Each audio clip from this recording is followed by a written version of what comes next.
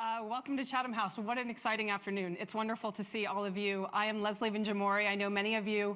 I'm head of the U.S. and Americas program here at Chatham House. I am really delighted and tremendously honored to welcome Stacey Abrams to Chatham House to speak about democracy and the politics of identity. It is an honor for all of us. Thank you for making time. I know you don't have a lot of time, and this is really an extraordinary opportunity for us. Today's event, as I'm sure you know, is on the record. I encourage you to tweet, and I really encourage you to put your phones on silent, because we don't want to miss any of the words that we're about to hear from all of you and from Stacey Abrams. Stacey Abrams doesn't need an introduction, so I'll keep it brief. She is author, serial entrepreneur, nonprofit CEO, and political leader. Stacey Abrams served 11 years in Georgia's House of Representatives. 7 of those were as minority leader. In 2018, she became the Democratic nominee for the governor of Georgia. She was the first African-American woman to become the nominee for governor of a major party in the United States. As we all know here, the midterm elections across the United States, and especially this particular election, were the most watched midterm elections, certainly for Europeans and for those of us outside of the United States, that we've ever had. The race for governor of Georgia was extraordinary. It had a record turnout amongst African-American voters, Latino voters, and Asian voters. And I tried to get some of the numbers from Stacey Abrams and her team in the last 20 or 30 minutes, and I'll give you a few. I might be wrong, but what I scribbled down, there were 3 times the number of Latino voters turned out 3 times relative to the previous election. 3 times the number of Asian American voters turned out, and 1.2 million African American voters turned out. That was up from 700,000 voters in the previous gubernatorial elections. How many we have a lot of young people here today. 139% turnout amongst the youth voters relative to previous elections. So that's extraordinary. $42 million was spent on this election, more than it had ever been spent on a gubernatorial election in the state of Georgia. This will make a lot of sense to the Americans in the room. You might need a bit more context from Stacey Abrams and others to understand how significant that is. And this is the thing that I loved hearing the most. Stacey Abrams visited every single one of the 159 counties in the state of Georgia as part of her campaign. That is an extraordinary effort, and it was an extraordinary campaign to watch for a variety of reasons, regardless of one's political positions. I would be remiss in not mentioning that Stacey Abrams is a graduate of Spelman College, a college that historically has been dedicated to the education of women of African descent. She is also a graduate of the University of Texas and a graduate of Yale Law School. And she is one of 6 siblings, the second one of 6 siblings. So we are delighted and honored to have you here today, and we look forward to hearing your remarks. Thank you.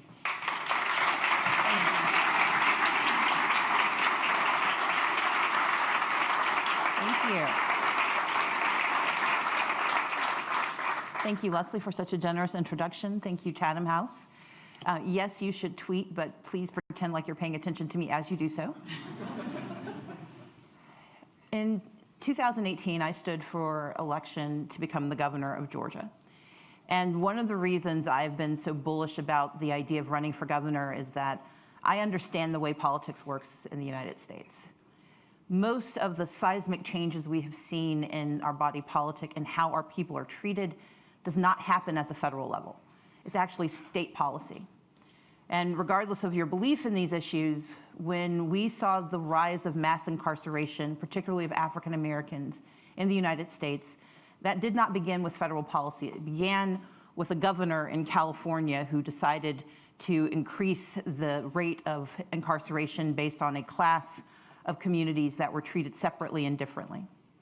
When we saw the erosion of the social safety net in the United States in the 1990s, That did not begin with Bill Clinton and the Welfare Reform Act. It began with the governor of Wisconsin, who had been experimenting with how to restrict and narrow who had access to the social safety net. Recent issues in the United States around gun violence came about in part because of a law called Stand Your Ground that permits people to shoot, to kill, if they believe that they are protecting their home or their castle. And that law became most aggressive, not at the federal level, but through the governor of Florida. And lest anyone forget, Jim Crow, the insidious, offensive, and deeply effective racial segregation laws, never had a single federal law. Jim Crow was state-based legislation. Identity has always been a part of how we live our lives in America. And it has often been not only a leader on social issues, but in electoral issues. And for me, becoming governor was incredibly important because it was an opportunity to stand in the space that has so often led to either the advance of identity and the advance of a person's actual citizenship or the restriction thereof. And so I wrote in a recent article in response to Francis Fukuyama that I love identity politics. They work for me because I have an identity. I have an identity that is grounded in my race, that is grounded in my gender, an identity that is grounded in my regionalism, an identity that is grounded in my religion.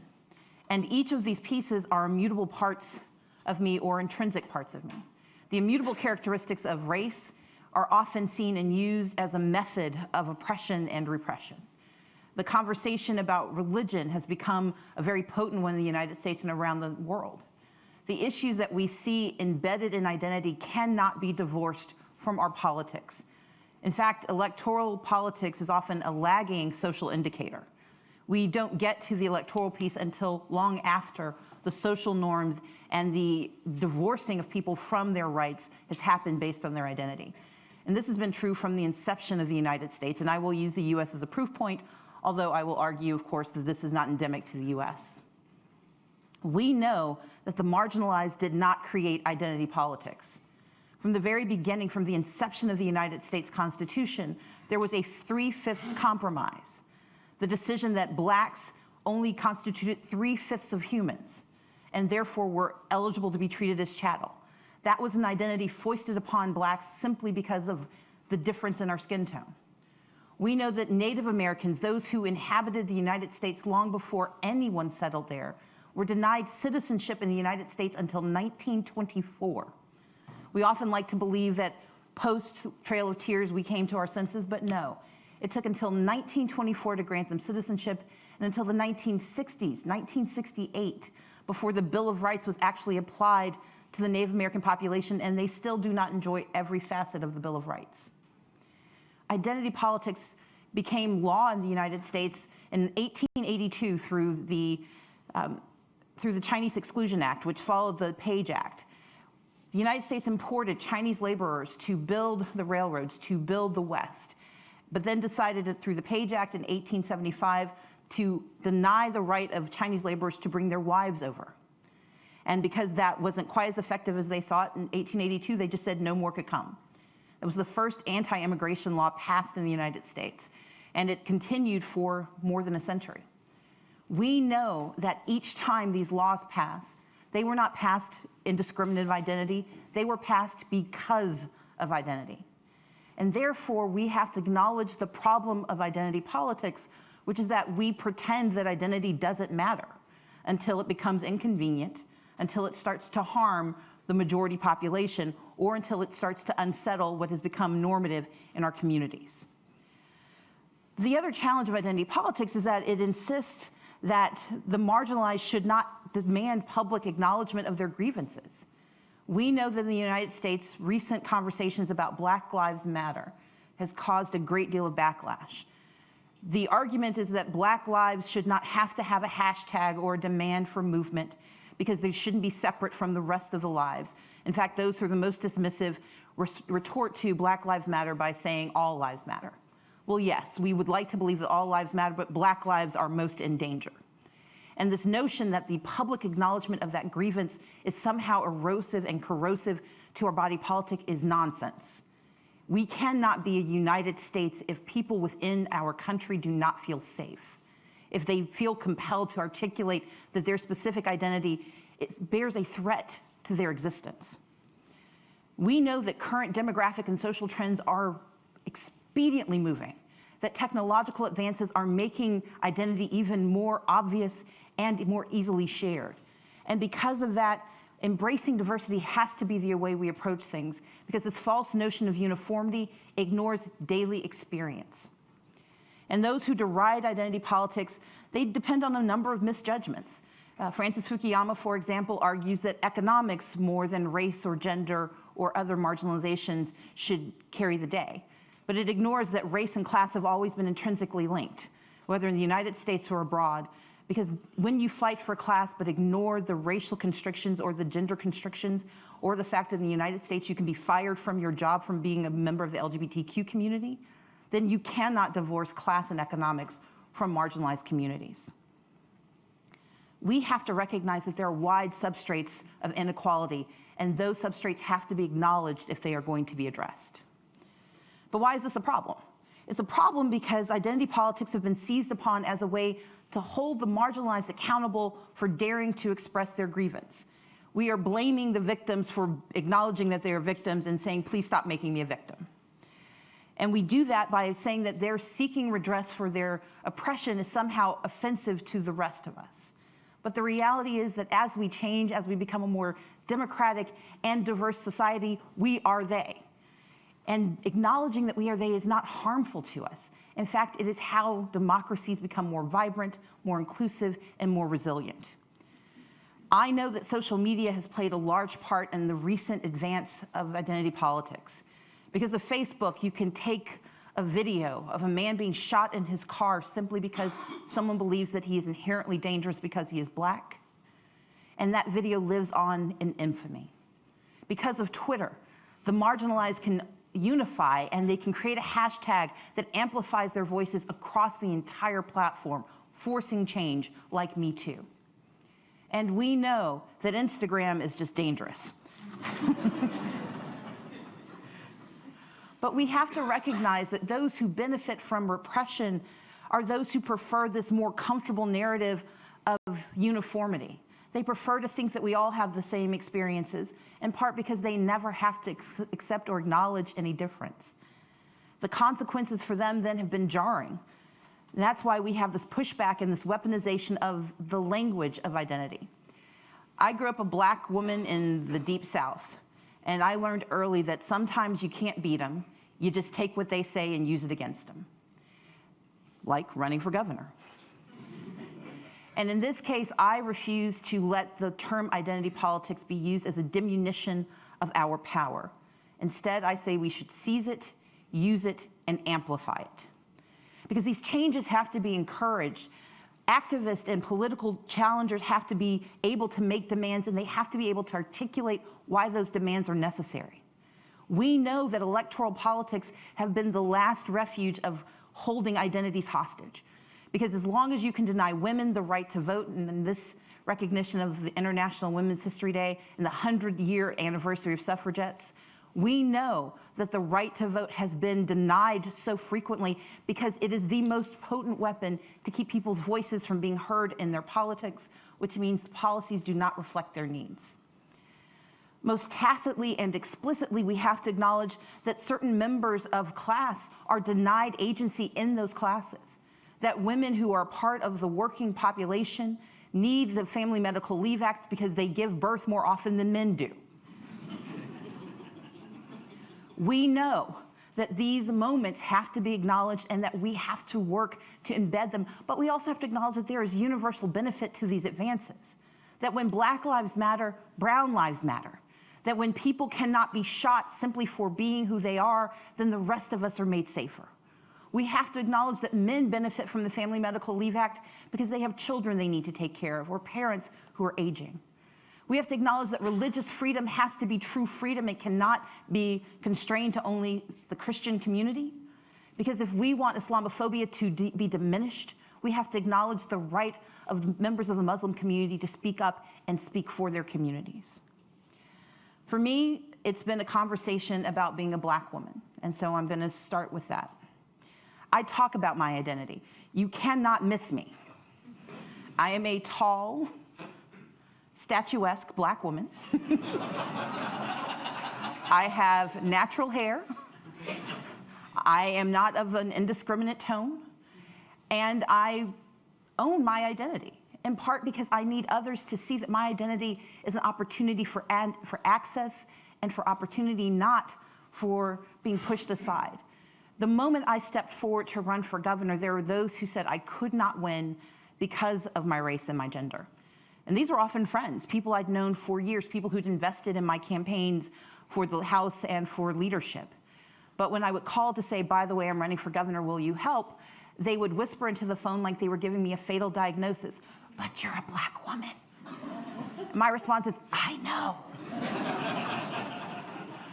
But embedded in their warning to me was their holding of identity politics themselves, that despite knowing I was more qualified, more capable, and eminently able to do the job, they saw my race and my gender as inherent disqualifiers that should mean that they had no allegiance and no loyalty to me. And it's a deeply painful reality, because these were the people who had known and knew better than anyone else. And they still walked away because they were concerned that my identity was somehow a disqualifier. But on the day I became the nominee for our party, I became the nominee having disproven this, and one of the clearest examples of contrast possible. Because in our campaign, we intentionally centered people of color in marginalized communities. I proudly proclaimed myself an ally of the LGBTQ community. I talked about issues that were normally kept to the side or certainly avoided altogether in the Deep South. Because I believe that people cannot vote for things that do not include them, and they cannot be seen unless we speak them into existence. And so with my campaign manager, Lauren Growargo, who's one of the most amazing architects of a political campaign I've ever seen, we ran an unprecedented campaign, one that went to all 159 counties, and this is a really big state. We went everywhere, but more importantly, we talked to everyone. We invested in every community, because the reality is you can center marginal identities without excluding anyone else. Because the thing about identity is that it tends to have cross-sectionality. I am a woman of color, but I also happen to inhabit sometimes a middle-class lifestyle. Therefore, when I talk about class issues, I can talk about them, but still be aware of the concerns faced by Black women who are constrained to being in the lower class. We can have conversations as a member of the dominant heterosexual community. I can talk about the needs of the LGBTQ community because I know from my position of power that I can create space. I can talk about the need for civil rights for those who are undocumented in the United States, because as a citizen, I have a privilege, and I can use that privilege to create space for a conversation about the humanity of people, whether they are documented or not in the United States. And so in our campaign, we were intentional about these conversations. And the worry was that by being intentional, by having these conversations, I would somehow diminish my electoral politics and diminish my capacity to attain victory. I did not become governor, but this isn't why. I'll get into that in a second. What we realized in our campaign, what I realized from the very beginning, is that people want to be seen. They want to be heard. They want to know that their lived experiences are valued and recognized, and that the barriers that they faced have the possibility of being eroded and moved away. They want to know that being a member of a community that is disabled does not mean that they are excluded from participation. That is why in our campaign, we created opportunities for every single community to have a voice, and to be seen and to be heard and to be invested in. Because that was the other demand that we had. It is insufficient to talk about a community if you're not willing to put your resources into their uplift. And so our campaign spent an unprecedented amount of money in every single community. We were the first campaign to run statewide Spanish language ads for governor's race. We were the first campaign to launch a bilingual canvas. We were the first campaign to convene Latino and Asian and LGBTQ and Black media to talk not only about having them speak about our campaign, but also investing in their resources, making sure they could tell our story. And it worked. As Leslie pointed out, we tripled the number of Latinos who voted in the state of Georgia from 2014 to 2018. We tripled the number of Asian Pacific Islanders. We increased the youth participation rate by 139%. And yes, we increased African American participation from 700,000 to 1.2 million, but I want to put that in context. In 2014, 1.1 million Democrats voted in the gubernatorial election. In my election, 1.9 million Democrats voted, including 1.2 million Black people. That is a dramatic change. And it did not come about because of my sunny disposition. It happened because we invested in these communities. We invested a commensurate amount. We're the only campaign I know of that was on country music radio and urban radio at the exact same time with the exact same message. Because that's the reality of identity politics. We had these conversations, but these conversations didn't differ so dramatically from place to place. I talked about education, the need for access, the need for wraparound services, for making certain that children could learn because they weren't hungry and tired and scared and homeless or facing mental disorders. We talked about the need for access to health care across the state, including rural hospitals staying open and Black mothers not dying from maternal mortality rates that rival certain undeveloped countries. We talked about the need for economic security for entrepreneurs, especially micro-entrepreneurs, to have the same access to opportunity regardless of race and gender. And I had the same conversations regardless of the community I spoke with. But because I could acknowledge the challenges facing each community, I was able to give specific responses and specific policy results that could change their lives. And in the end, not only did we increase the turnout rates among all of those communities of color, those marginalized communities, I actually increased the white participation rate for Democrats for the first time in more than 25 years. This is what happens when identity politics takes center stage. All identities are recognized. All values are given opportunity. But the right values have to give primacy.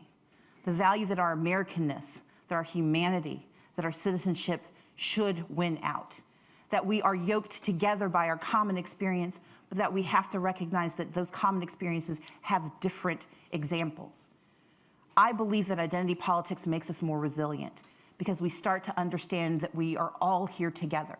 We may experience it differently, but we are not going anywhere. We have to recognize that it makes us stronger because we are able to talk about who we are in the fulsome way that changes how we see each other and how we experience each other. And most importantly, it makes us vibrant because difference is good. Difference is viable, and difference is transformative. And for that reason, I argue in favor of identity politics now and forever. Thank you.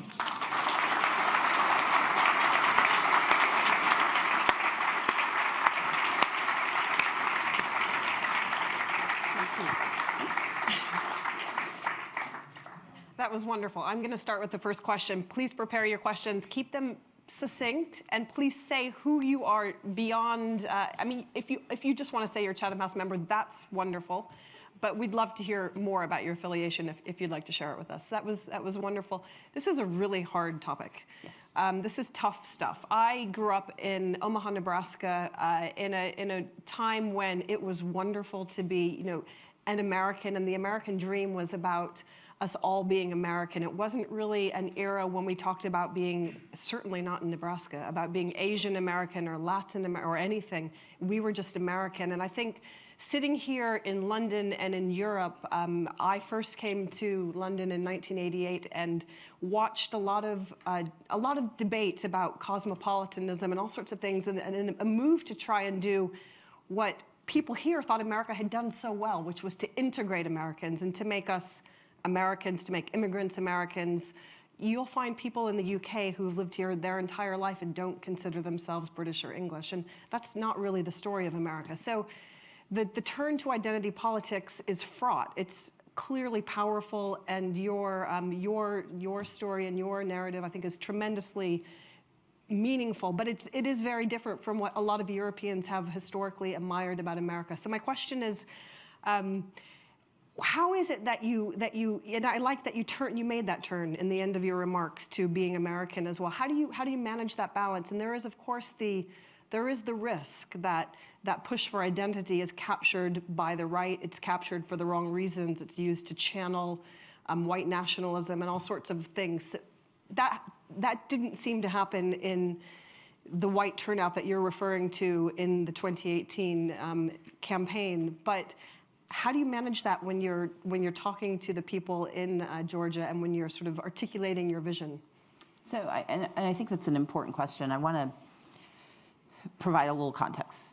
Nebraska, not the most diverse place in the world. No. But there are very diverse communities, very segregated, but very diverse communities. So my point was going to be, diversity often leads to language. When you have a racially homogenous community, then race is rarely the language that's used to describe identity difference. I grew up in the Deep South, where race is always a part of the way things are described. There has never been a time where that was not part of the narrative. And so part of the national conversation about identity is not that it's a new conversation, it's just a more frequent conversation because of the increasing demographic changes that we see across the country. When communities of color stopped being black and when it just stopped being black people, when it was black and Latino and Asian Pacific Islander, the language continued to evolve. And so part of it is this notion that identity politics is new. It's not. It has been a constant part of the conversation since America's inception. What's different is that it's being weaponized because it's increasingly effective. What has happened is that communities that have to leverage their identity to demand change and redress have been able to do so more effectively. And I think the most current example is actually not one based on race, but one based on sexual orientation. Marriage equality is a part of the argument about identity politics because it has changed social norms and it's been reinforced by legal imprimatur that says you can no longer discriminate based on these issues. And when marriage equality came to fruition in the United States, the very next conversation that was weaponized was the bathroom. For transgender populations, they became proxy for why identity is a terrible thing. Because now that you've acknowledged the humanity of the LGBTQ community and permitted their participation in a fundamental and sacred institution, we have to diminish them by saying that, well, but that might be okay, but this community should not be permitted to have their identity acknowledged. And so what's incredible about the United States is that we've always been able to still be Americans in the midst of that. The transgender community has been participating in the American Army and the American Armed Forces for decades, if not since its inception, just quietly. African Americans have never shirked their response to the call from the Revolutionary War onwards. Even at a time of enslavement, blacks stood up and said, we are American first. And what we have to recognize is that identity politics does not diminish our creedal connection as Americans, but that our full participation is only created when our full identity is acknowledged and the barriers to those identities being a part of being able to access policies when those barriers are removed. Okay, I have many questions, but I don't think it's fair for me to ask another one. So put your hands very, very high up so we know who you are. I'm going to start with the lady in the front row. If you wait for the mic to come to you, because we are live streaming, so we need to be able to, everybody needs to be able to hear you. Good afternoon. My name is Vananda Madani, and I am a recent law graduate at Aston University, and I'm also the co-founder of Talk About, which is a youth platform where young people discuss current affairs. I was really interested in your story because you appear very strong, and I know being a woman in politics isn't always easy, and being a black woman in politics is a different ballgame. And I wanted to ask you a question based on an experience that I had. I was discussing Brexit on ITV on the day that the snap election was announced, and I remember going on Twitter after, and somebody mentioned, why are you talking about British politics? You don't even look British. And in light of that, I want to know, how do you keep yourself going, and what moves you in times where it's not all roses, in times where people are diminishing not just what you're saying, but who you are as a person? So what moves you? Thank you. First of all, my humanity is not determined by anyone else. And I grew up in a community where there were often questions.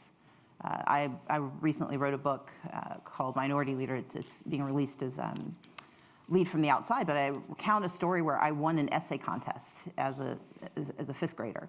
And my dad took me to go pick up the $50 check, which at that point seemed like I'd won the lottery. And so he's sitting in the car and he tells me to just go in and grab it and get my award. And so I run inside and I'm still inside, and he finally comes in to find out why I'm there. And it's because the woman in charge refuses to give me my award. She didn't believe I was the student who won it. And she said, well, she was demanding ID. I'm in 5th grade. I don't have ID. But my name is Stacey Abrams, and she refused to believe that I was the author, and she was quizzing me on what I'd written in my essay. Now, she wasn't the judge. She was simply the person, the PTA member who was sitting at the table to give me the money. But she took it upon herself to question the validity of my identity because I didn't fit her normative standard of who should be winning this award in Gulfport, Mississippi. That's 5th grade. I can give you a litany of stories. And what happens because of stories like that, either you become more inured to it or you bend into it and you become overwhelmed by it. I'm fairly obstinate, so, and I was a good writer, so I knew it was mine and I wanted my money. And but what that has led to is a stronger response from me, because the two things I understood, when my dad, who was very angry, took me home, he and my mom had a conversation with me, and it wasn't, sort of a sitcom conversation. It was, this is going to happen, and you need to know what to do, and you did what you were supposed to do, which is you don't let someone tell you who you are. That has been my mantra ever since. And so one of the ways to respond to those who would question, as I said, question my capacity to run for governor or to do anything else I want to do, is that you're not going to tell me who I am. You can ask legitimate questions about where I stand. You can question how my policies may play out, but you do not get to identify and define my humanity for me. That's on me, and I stand in that. Very good. Hands held very high. I'm going to go right to the back. The gentleman right there, just behind you. Hiya, Jack Baldan. I work for Foresight News. You're arguing like the importance of identity politics, and obviously we saw in Georgia the impact it can have. Look into 2020, and sorry to ask, but how does that work if the eventual Democratic candidate is pale, male, and stale? So, one of the pieces I didn't go into as much, but has been the core of how we're attacking this. I'm not governor in part because of voter suppression. Because the corollary to electoral politics being the point of access and redress for communities that face challenges because of identity is that the best way to stop them is to not let them vote. If you cannot vote to change the rules, you cannot force your inclusion in those rules. And so we've launched Fair Fight Action, which is a nonprofit organization that is fighting for voting rights and electoral integrity in the state of Georgia. My litmus test is not going to be a litmus test based on race or gender for who should be the next nominee for the Democratic nomination. It's going to be whether or not you talk about voter suppression, whether you have a response to an inclusion of identity as part of your intentionality. I certainly would like to see a woman win. I am an advocate of people of color getting higher and higher positions, as that's helpful to me. And to communities writ large. But I don't think that it has to be a person of color or a woman for change to happen. But it is faster when a person who has experienced that type of oppression gets access to power, because they are more likely to see the obvious avenues, but also the less obvious obstacles. And so it is a good thing for more people of color and more women to run. The way I'll wrap this up is that I will say that for me, in the state of Georgia, I'm going to work hard to make certain every person who wants to be president of the United States has to come to Georgia. I'm having lots of dinners, but we are spending a lot of time, every single person I meet with, we have to talk about voter suppression. Because if we do not create space for people to cast their ballots, then our democracy is in trouble. And that is a danger to us all, regardless of identity. Question right here in this section right at the back, right behind the woman on the floor with the camera. Yes, you. If you put your hand up, they can bring you the mic. Yes. Oh, I'm sorry. I thought I saw your hand up. Gentleman right here, and then we'll come to the section. Gentleman right here. I'm Spencer Shah, currently a first-year undergrad at University College London, and Ms. Abrams, thank you for coming. You talk about creating an inclusive civic society that is compatible with identity politics, but that is only possible at the point of which the identity politics is inclusive. How could you ensure that by introducing identity politics that you will not have exclusive forms of identity politics like white nationalism, Christian fundamentalism, and other, exclusive forms take over and divide us rather than creating a civic and inclusive society? Thank you. So part of the premise is that identity politics have always existed, including exclusive politics. The Ku Klux Klan, the Know Nothing Party. These have been long-standing examples of that exclusivity. My argument is that by engaging and lifting up the more inclusive conversations, especially bringing people into our body politic, that those identities can overwhelm the effectiveness of those who seek exclusion. Identity politics exists. My point is not that we're creating something new out of whole cloth or that it's a recent phenomenon. It is that identity politics have always existed.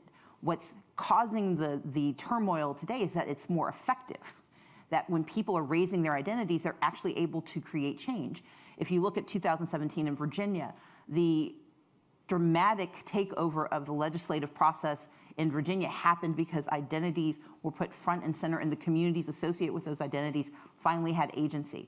What we saw happen in the 2018 midterm elections was that identity was raised and was used as a way to galvanize and engage more people in the body politic. Exclusivity only works to a certain point because your exclusion, for a long time exclusion worked because the majority, the dominant identity was able to not only exclude, but to silence. What has happened in recent years, and it's on an accelerated timetable, is that those who've been excluded suddenly have agency, but there are also more of them. There are more of us. And that's going to force inclusion to be a more natural reaction than exclusivity when identity politics is at play. I mean, one thing I liked in reading about this in your campaign strategy was that you took these things and you made them very concrete. So it wasn't identity, it was maternal mortality rates amongst African-American voters in rural areas. So you took that healthcare issue and you really did, you gave it very concrete expression. So I found that very interesting. Gentleman right here has been very patiently waiting. Ronan Tynan, filmmaker, co-founder of Esperanza Productions and member of Chatham House. First of all, I must thank you for speaking so refreshingly, positively and enthusiastically about identity politics, because I'm Irish and I think we weaponized identity politics before the term was invented. And indeed, I can honestly say to you, when I go to the United States, which I do very frequently, we have a big family in the United States, including one of my daughters who's there now as well. There's so many people that want to Oh yeah, sorry for going on too long about that, Madam Chairman. But it's just this point about voter suppression. You didn't actually mention figures about voter suppression, which I was surprised at, because I keep hearing this term, but what does it mean significantly? And since you will be president someday of the United States, I must ask you this foreign policy question very, very briefly, Madam Chairperson. Some friends on the left of the Democratic Party do shock me sometimes when they support. This is the question. Why do some Democrats on the left, like Tulsi Gabbard, for example, appear to do PR for the Assad regime, even be photographed with Assad, because the US appears to be enthusiastic about regime change, even though it does nothing about it? So why do people on the left of the Democratic Party support these brutal dictators just because it appears the US is interested in regime change when it doesn't know anything about it? If you could throw out, that'd be very Thank you. At the end of the question, thank you very much. That was great. I did not talk about voter suppression writ large because I assumed someone would ask. So here it is.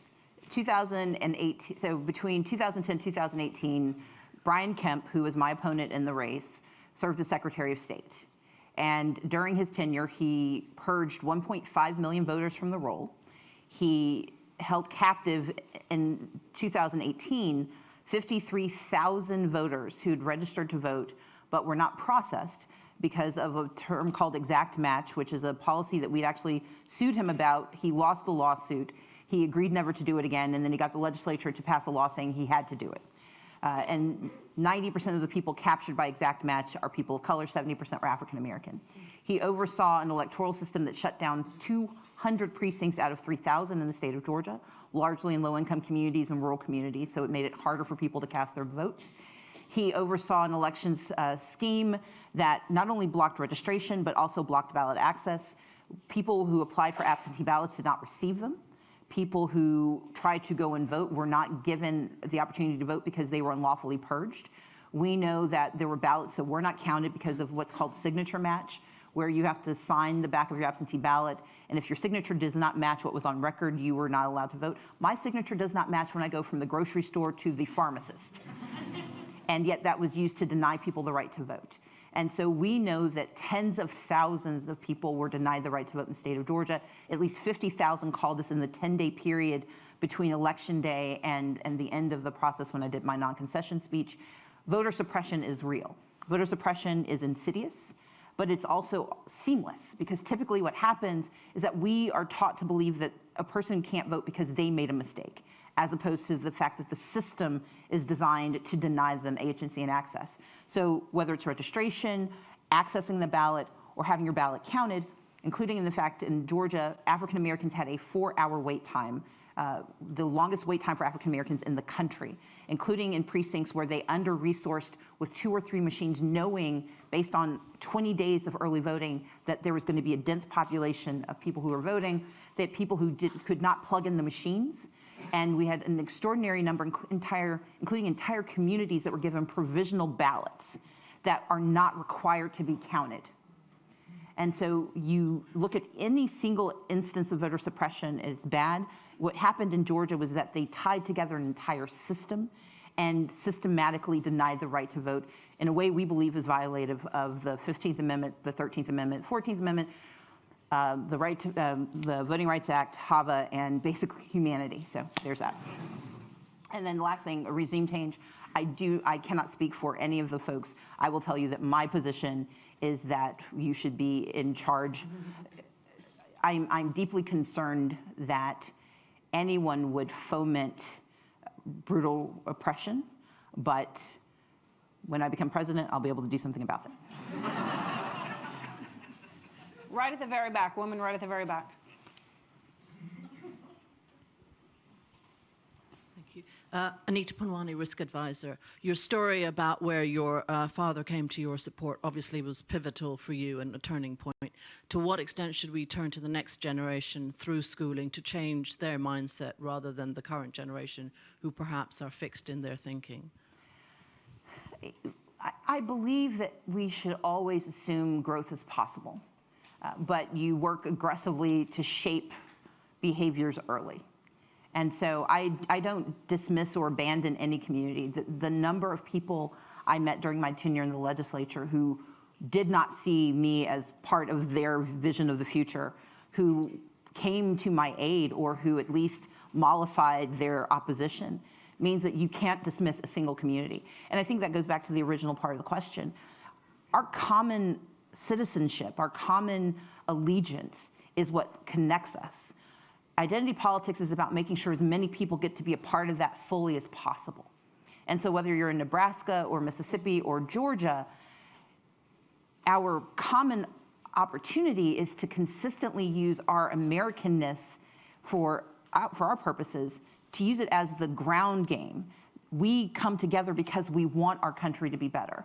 The issue is how do we make certain as many people as possible get to fully participate in that? And that conversation tends to cut through a lot of the challenges and differences. But what happens is that it becomes brittle if people hear you talk about it, but they never see it actualized. And so I think the opportunity in the UK and around the country, around the world, is to actualize those conversations with the current generation, but do not exempt those of older generations of their responsibility for making it so. Okay, hands held high. I feel like we haven't gotten, okay, right here in the second row. And then a woman over here, a gentleman here, will come here. I think I might take 2 or 3, if that's okay, in this round. Hi, I'm Lilla. I'm a student of politics and international relations at the London School of Economics and Political Science. It's a bit of a mouthful. Back on voter suppression, so obviously it's a a Brit in the UK, it seems almost inconceivable that it would be legal or viable on any level, state or federal, for somebody, so taking Brian Kemp specifically, for example, to be Secretary of State and to oversee his own sort of gubernatorial election. And just to rush on, but being in the UK where your council will send you multiple letters inviting you to check that your entire household is registered, what do you see as the solution to sort of overcome the capacity of individual states to maneuver however they like? Is it a new federal Voting Rights Act? So what would you suggest? I think, one, it's the restoration of the Voting Rights Act of 1965, only it should have universal application and not be limited to those purveyors of past bad action, because the United States has changed since the 1960s, and we have new states that are also bad actors. Number two, we have to have, I believe, federal legislation that sets a floor for access to the right to vote. Right now, different states have incredibly variable decisions. In November of 18, in Florida, I think it's 1.8 million former convicted felons were restored to the right to vote. But that's not true in every single state. Your citizenship and your right to vote should not differ based on the lines of each state. We are United States, which means there should be a common set of standards that determine access to the right to vote. And I think those standards should begin and end with being citizens of the United States. I think you can have local administration of how those rights are expressed, because there is going to be a difference based on the density of a population, access to technology, those different things. But there should be a baseline for what constitutes access to democracy. H.R. 1 is the bill that was introduced in the first day of the legislative session starting in 19, and I believe H.R. 1 is an important first step to creating a federal conversation about setting a floor for citizenship. We can always get better, but we should never get worse. Okay, I'm going to take two questions from over here. The woman in the second row. Hi, my name is Huda. I'm a master's student at UCL as well in political science. So I think we've kind of touched on bringing, bringing people along and getting them to buy into identity politics. But I was wondering specifically about people who would consider themselves liberals but don't want to buy into the idea of identity politics. Francis Fukuyama, perhaps one. I was wondering what you would say about kind of getting those people to kind of leave behind idealistic normative liberalism and kind of accept that identity experiences are real and need to be taken into consideration. Hold that thought. And the woman right at the back of this section, right, yes, you. Hello, my name's Rachel Owen. I'm also a Spelman alum, and so is my sister over here at the front. I'm also a member of the Leto Foundation, an organisation that develops young leaders, and I'm also a diversity advisor at Business in the Community. And, pardon? Do you sleep? That's a lot. I try to. So race looks very different in the UK, and we don't have a president that's building a wall or anything like that, but we have so many other issues, and race here is more insidious. And from my work, our research shows that people from all ethnicities do not like talking about race, and I believe that America, that is one thing that you do well. And I just wanted to ask, what do you think that we can do here to open that conversation around race? Because if we don't talk about it, nothing's going to be done. So that's my question. Is it okay if I take one more? And then right at the very back in the corner, you gentleman had a question. Hi, I'm John Pridham. I'm the US editor of The Economist. Thank you for doing this. Thanks, Leslie. I agree with much of what you say, particularly about the voting laws in America, which are clearly nuts. But I had one question, which is you didn't talk much about what happens in politics when identities clash. And on the progressive side, even within the progressive side, identities often clash. So you mentioned bathroom bills in passing. You know, there's a big fight in America between trans people and feminist women over that issue. And it seems to me that if your political disagreement is rooted too much in identity, then that's a bit of a dead end. Because if you and I disagree on something and we both say we're disagreeing because of our identity, there's frankly nowhere for us to go. You can't persuade me, I can't persuade you, because neither of us can change our identity. And at that point, you need to appeal to a bigger story, which I think was something that Leslie was talking about at the beginning. So I was wondering if you could say something on that and about the difference between kind of good identity politics and bad identity politics. Sure. Okay, starting with you. The universality of identity, and I think these tie together, but I'm going to do them separately. I don't think Fukuyama intends to denigrate identity, but I think he has a very facile grasp of how it plays out in the real lives of those for whom identity is directly connected to their class access, to their access to almost every other facet of public policy. And it is more comfortable to use a macro term like class, because then your enemy is very clearly the sort of caricatured fat cat capitalist who doesn't want you to be successful. It's much harder when your opponent is a white working class person who thinks that you shouldn't get a promotion because they refuse to believe that your identity was not the reason for your advancement. Or if you are straight and you believe that your identity is somehow diminished by the elevation of someone who's a member of the LGBTQ community. It's in those narrower spaces that and this goes to your question a bit, it's in those narrower spaces that we have the hardest time talking about identity, but that is where identity has the most relevance, because we don't all exist in this normative macro space where it is only about class. And when we refuse to acknowledge that, then people know when they're not being seen. They know when they're not being heard. And the solution is not to always fight. Sometimes the solution is to lapse into a silence that's actually more corrosive and more dangerous, because that creates a despondency and a disconnection that often turns into disaffection, and that disaffection is very dangerous. And so my belief is that it is absolutely necessary for us to push the conversation of identity not as an end of itself, but as a way to articulate the need for our public policy to be more inclusive and to create more space. That's why I always take those conversations and turn it back into a real policy issue.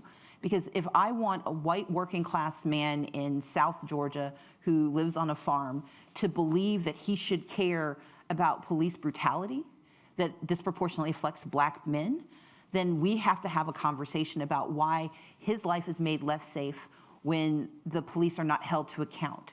Because when he faces someone storming onto his property because they have a no-knock warrant, that's a problem for him. And so we have to be able to connect these conversations, and that means it's incumbent upon leaders, and particularly political leaders, to be more detailed and intentional about their leadership. It is easiest to win an election when you talk about all the great things that will happen and whose fault it is that bad things happen.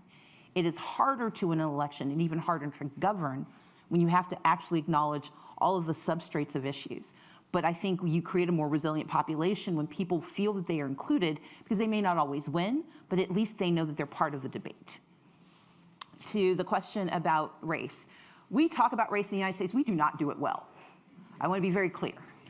We talk about it a lot, especially in the South, but our challenge is that it's often a superficial conversation that rarely then turns into action. But when it does, it is incredibly powerful. When we talk about race, I mean, one of the reasons I talk about the Indian civil rights movement is that Native Americans were excluded from participation in the right to vote in the United States until the 20th century. And they still faced, in 2018, in North Dakota, they were told that even though they live on reservations without residential addresses and the courts acknowledged their lack of access, they were told they were denied the right to vote unless in 6 weeks they could find a way to get a residential address that they could not create for themselves. That continues to be a moment where we use their identities against them and their race against them. And that happens so often, but it's often cloaked beneath this notion that we talk about race better than others. We acknowledge it because there are a whole lot of us. But we all, as I would say, Western society, has to do a deeper and better job of not only talking about race, but talking about how race changes our engagement, our expectations, and our realities. And so I would say America does that better than some, but we are certainly not good at it yet. When identities clash, I think that is the nature of democracy, that yes, our identities are going to clash. The problem has been that we have avoided the clash by just denying agency to anyone. And when you deny agency as a way to avoid confrontation, then you diminish participation, and that then leads again to the disaffection I was talking about. I do know that there are going to be moments where there is a clash, but often the question becomes, does that clash benefit more people or not? And how real is that clash when played out writ large? And just to use to use the transgender bathroom example again, when that happened in North Carolina, they lost hundreds of millions of dollars in economic access. The easiest solution is what we've seen in a lot of spaces. For those who have normative gender standards, you have bathroom 1, bathroom 2, and then you have a transgender bathroom. There are economic solutions that may be uncomfortable or more expensive, but they actually can help resolve those deeper concerns. But the nature of society is the nature of figuring out when identities clash. How do you provide the greatest access to the greatest number of people? No one is ever going to be perfectly satisfied, and no one's identities are ever going to be fully met and fully acknowledged. But identity politics demands that we have the conversation, and that's the progress I'm looking for. Because without the conversation, we end up again with this disaffection, this distance, and I believe an erosion of our democracy that is dangerous to everyone involved.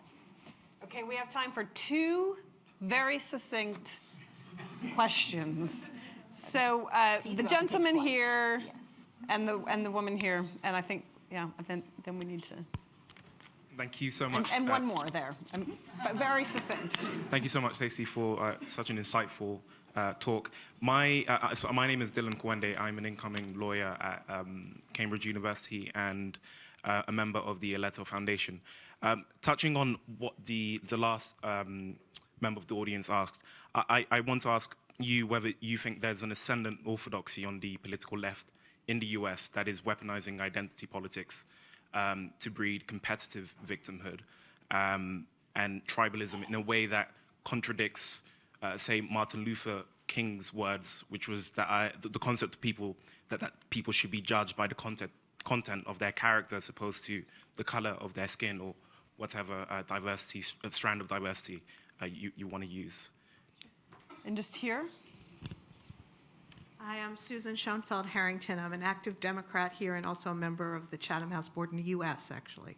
So my question for you is, I have not heard anyone argue for identity politics as succinctly and as movingly as you just did. And it's really true. And given the fact that you were chosen by the party to do the response to the State of the Union, and for a change, the press seemed to be really positive about this. My question is, you're talking about presidency. I know people are talking to you about the Senate. There are a lot of candidates. How would you talk about these issues to de-weaponize them if you were, dealing with, a Trump is something just generally, we need that kind of advice, but also maybe, who knows, maybe they'll ask you to step in. And the woman right here with their hand held high.